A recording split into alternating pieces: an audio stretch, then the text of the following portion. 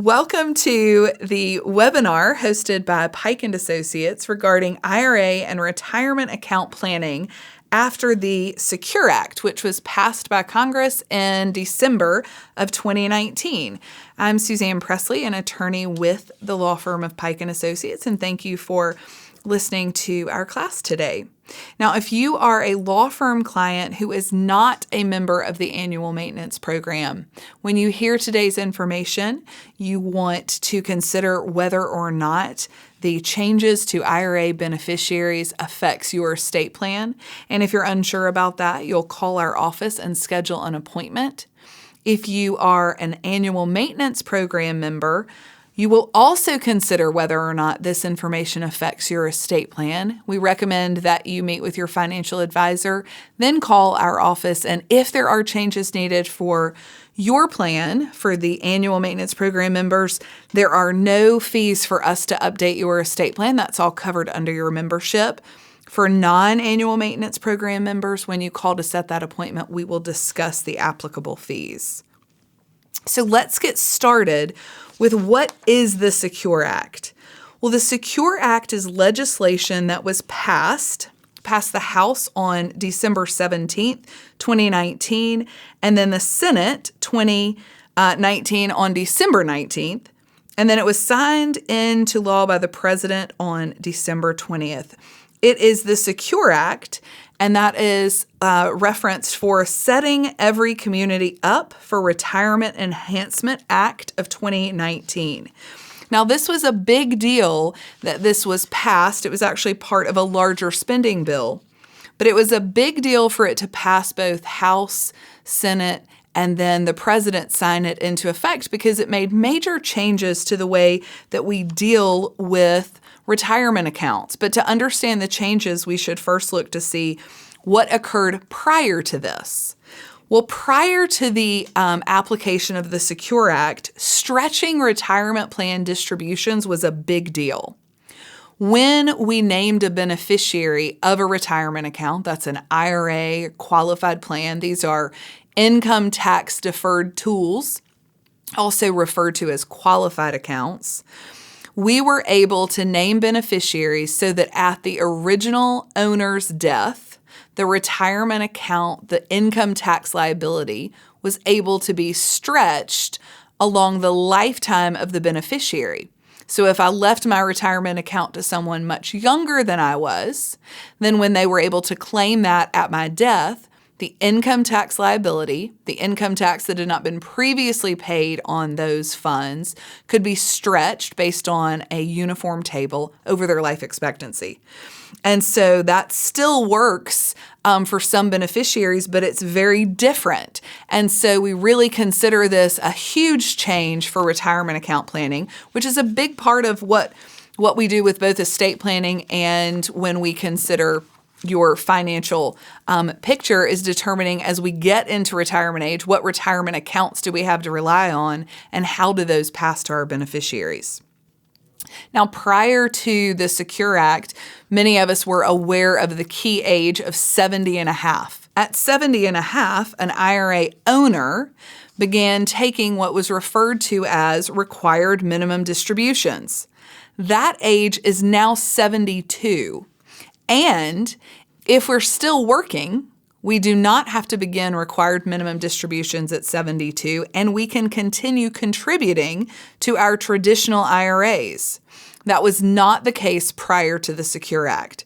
So Secure Act, first major change is that required minimum distributions begin at age 72. If you were 70 and a half prior to December 2019, then you had to start those required minimum distributions. You're not grandfathered in. Now, if you're a 401k, that means that that qualified plan is not a traditional IRA, but it's through an employer. There are some changes there. The goal really is that we want companies to offer 401ks and we want individuals to contribute to those. We also want to make sure, we being Congress and the government, that those individuals who contribute to retirement accounts are able to use their money when it's necessary. And so you can have a penalty-free withdrawal of up to $5,000 from an IRA or a 401k if you adopt or give birth to a child. Now, what's interesting about that is typically you can't take a distribution without paying a penalty if you're under 59, but that's an exception to this. You will have to pay tax. So the money in the retirement account is tax-free, meaning it grows income tax-free and we don't pay the tax till we take it out. But if you've taken a withdrawal under one of these exceptions, though it's penalty-free, we still have to pay the tax. We also have some changes that are related to tax credits for small businesses. That's important if you're a business owner, but that's a bit outside of the scope of what we're talking about today. Remember, the overall goal as you read through some of these exceptions is that we want more people contributing to retirement accounts. We also want more people to be able to use that money in a way that's beneficial to them, whether it's during life or at their death. The goal is not for your beneficiary to be able to keep that money income tax deferred. So there are no more loans from your 401k through credit cards or debit cards. 401k administrators have to provide disclosures so that you are aware of how your funds are being managed both in the 401k or if you had it in some other tool. But it does loosen some of the rules for plan sponsors that allow them to offer annuities in scenarios that weren't available previously. But the biggest changes, the changes that we want to focus on in today's webinar, are related to the stretch. Stretch IRAs are something we've been talking about for a decade plus, and now we're in a whole new arena because beneficiaries are really important when we talk about retirement accounts. We want to ensure that the beneficiaries we pick, we are intentional about who they are and how they get their money. And so step one is that we need to know that this is only relevant for IRA owners who pass away after December 31st, 2019. If you have an individual who died prior to that date, but the IRA has not yet been claimed, you are still under the prior rules. Now, what doesn't change are the lifetime distribution rules. So we've changed that the required minimum distribution begins at age 72. That's called the required beginning date, the RBD. And the RMD, the required minimum distribution, doesn't begin until 72, not 70 and a half, but how we calculate the RMD is still the same if you are the IRA owner. Now, there's no change in the rules if the beneficiary is not a designated beneficiary. That's a term that you may have been aware of previously.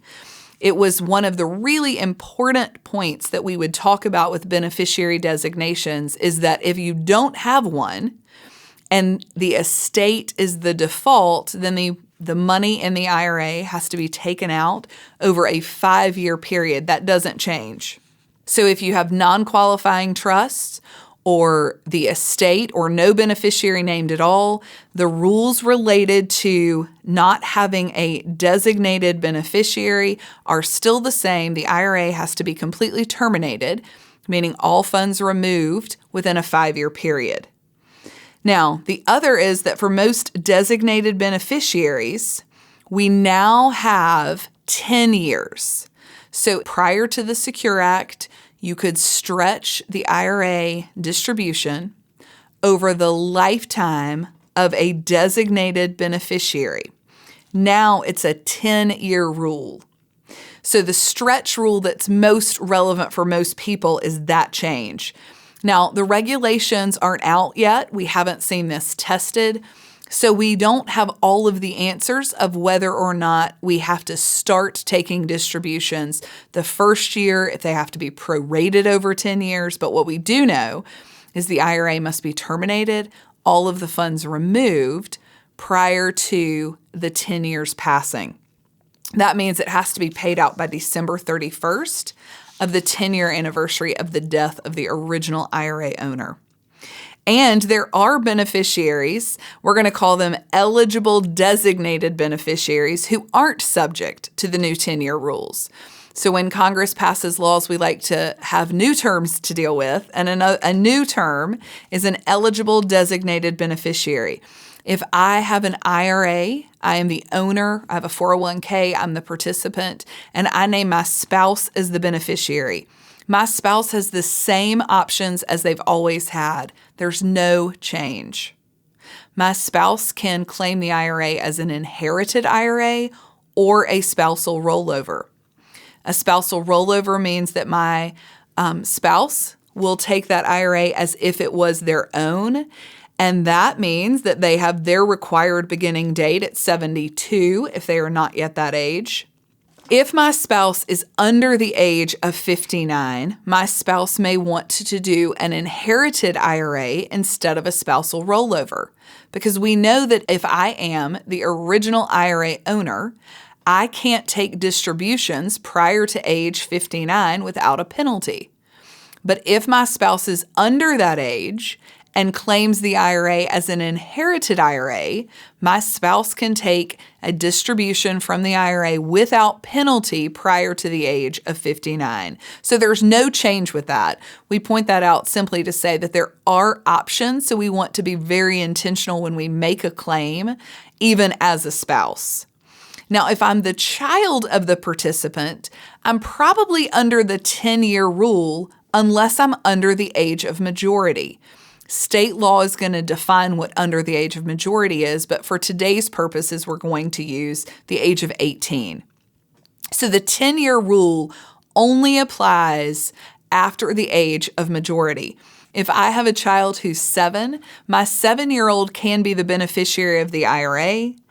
The minor child can take that IRA or claim that IRA using required minimum distribution under the single life table until they reach the age of majority. And then at the age of majority, what happens? It's the 10-year rule. So if we're naming a minor, there are other considerations that we want to make sure your estate plan covers. But as it relates to the rules of the stretch, we do have a bit more time than just 10 years because the 10-year rule begins at the age of majority for a child. So the old rules prior to the age of majority, at the age of majority, we now have 10 years. We also have some exceptions if we have a disabled beneficiary. That's a medical impairment that will result in death. Or if we have a chronically ill beneficiary, that's someone who is unable to perform at least 2 activities of daily living or requires substantial supervision. If you have a beneficiary that falls into those categories, your estate plan needs to address how that individual should receive the retirement account.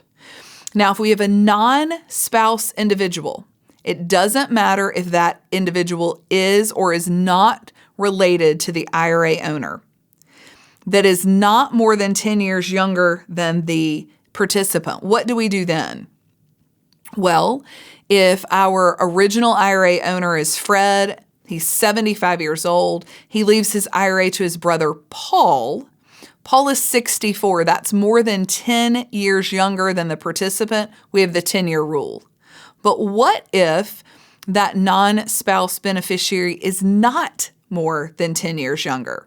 So we have our same scenario where Fred's age 75, but he names his brother Paul, who is less than 10 years younger than he is at age 69. Well, that means that Paul can use the lifetime stretch.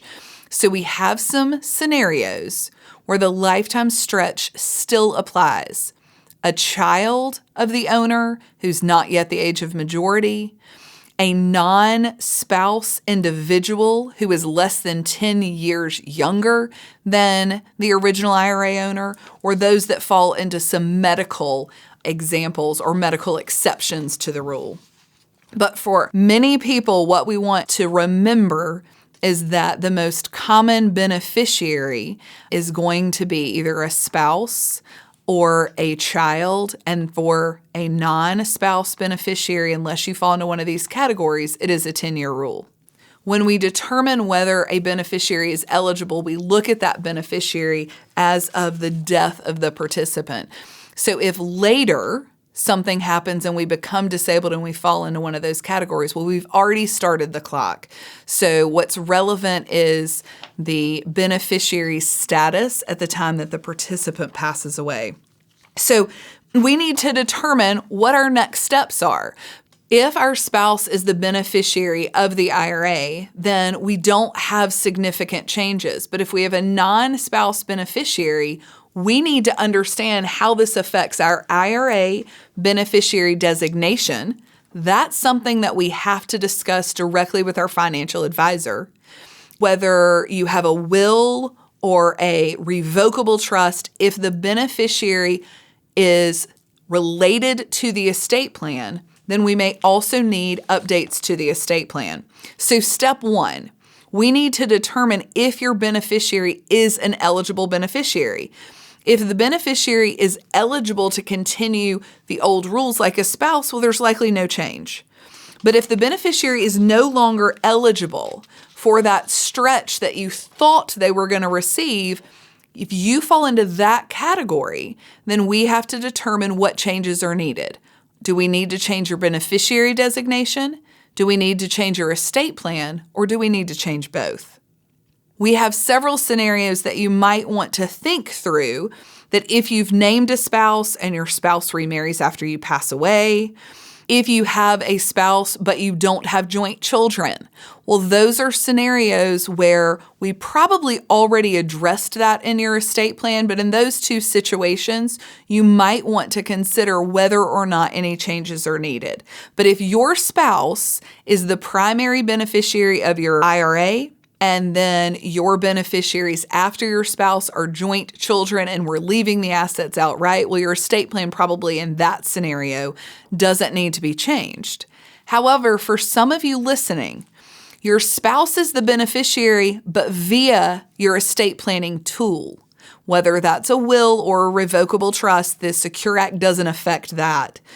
But if your IRA beneficiary designation, which you will need to confirm with the financial advisor, names a trust for the benefit of your spouse as the primary beneficiary, then it's likely we need to look at your estate plan and determine if that still makes sense, because the regulations aren't entirely certain yet. But what we do know is we may have income tax consequences if the IRA is paid to a trust for the benefit of your spouse that we may not want in light of the Secure Act changes. So the IRA goes outright to your spouse. There is no change. Your IRA beneficiary designation form would stay the same. Your estate plan would as well. If we have an example where your IRA is going to your brother, to a friend, to anyone who's not your spouse, who's less than 10 years younger than you, there's no difference. That individual still gets the lifetime stretch. Your beneficiary designation form is fine.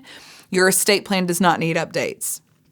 If you have a special needs beneficiary and the retirement account, the IRA beneficiary designation form, leaves the retirement account via either your will or a revocable living trust to a special needs trust for that individual, there are no changes that need to happen related to either the beneficiary form or the estate planning documents. However, there are other plans that may need to be changed.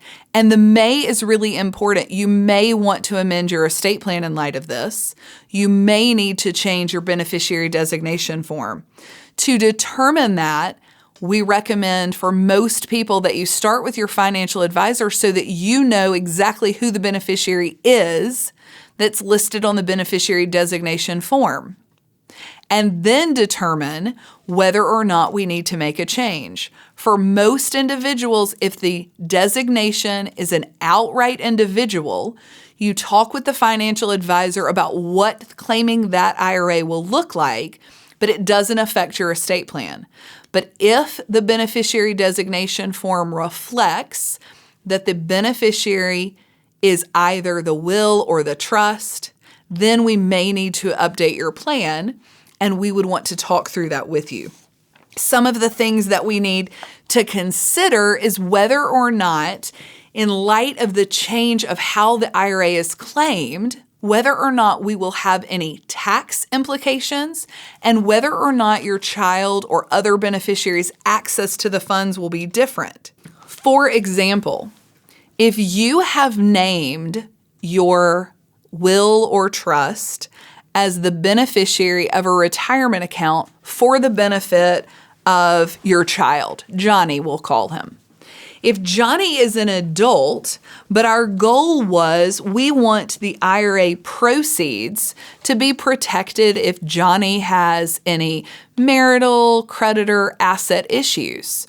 Well, the concept is going to be the same, but your trust may have been set up so that Johnny would be able to distribute income, or the trustee would be able to distribute income from the trust for Johnny's benefit to Johnny. Well, that makes sense when the income is going to be a small amount of the IRA over the course of Johnny's lifetime.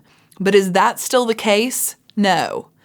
All of the IRA will have to be distributed within a 10-year time period, and all of the IRA is taxable income because it's been growing income tax deferred.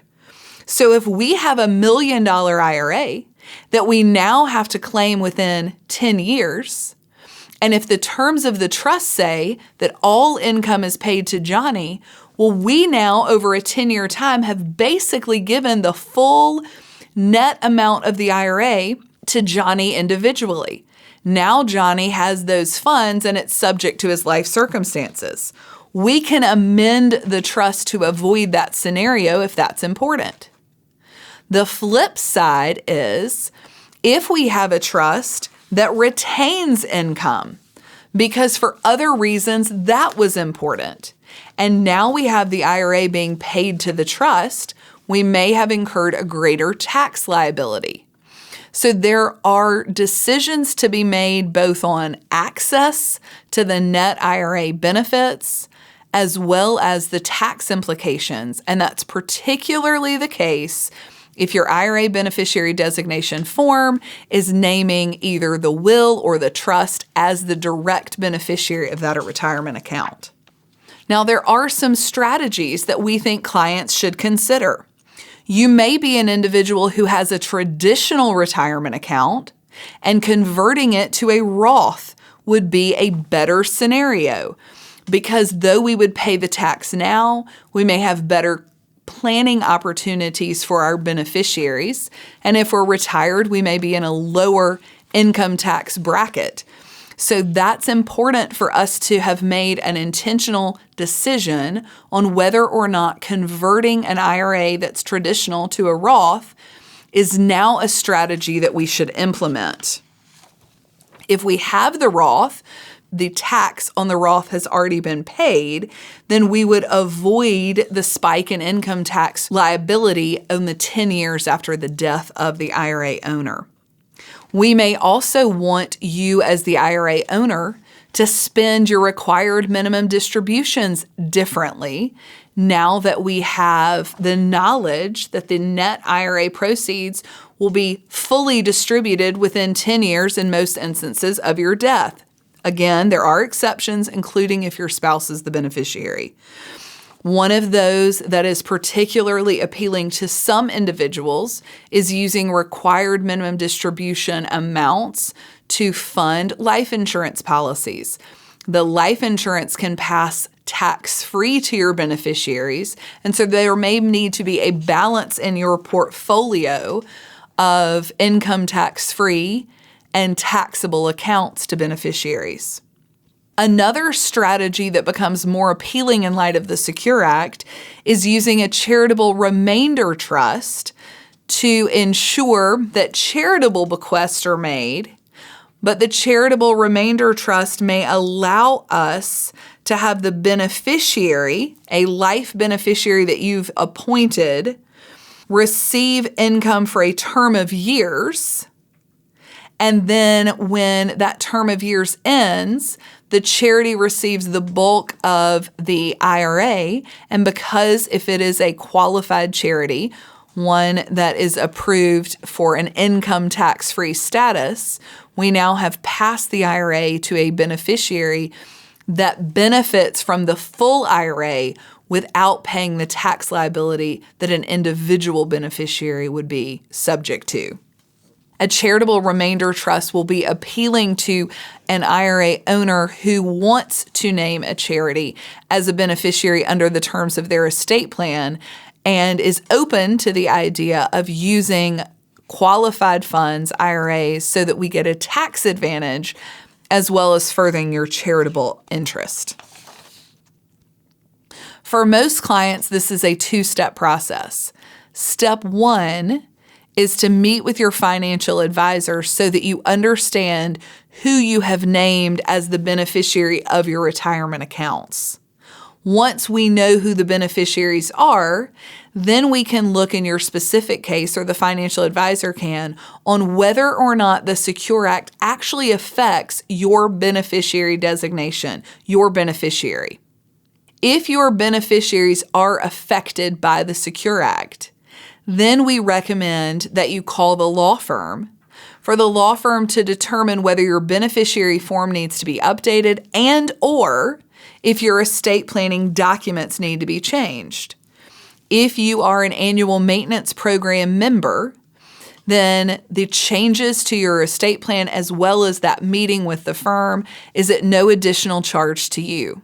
If you are not an annual maintenance program member, but you determine after meeting with your financial advisor that your beneficiaries are affected by the Secure Act, then we recommend you call and set an appointment with our office, and we can help determine what the applicable fees will be for that meeting as well as the estate plan changes that you need. After listening to today's webinar, we hope you have learned something about the Secure Act, which was passed in December of 2019, that you have determined whether or not there is a next step that's important for you, and that you move forward with that next step. And if that involves coming in to meet with one of our attorneys, then we hope to see you soon.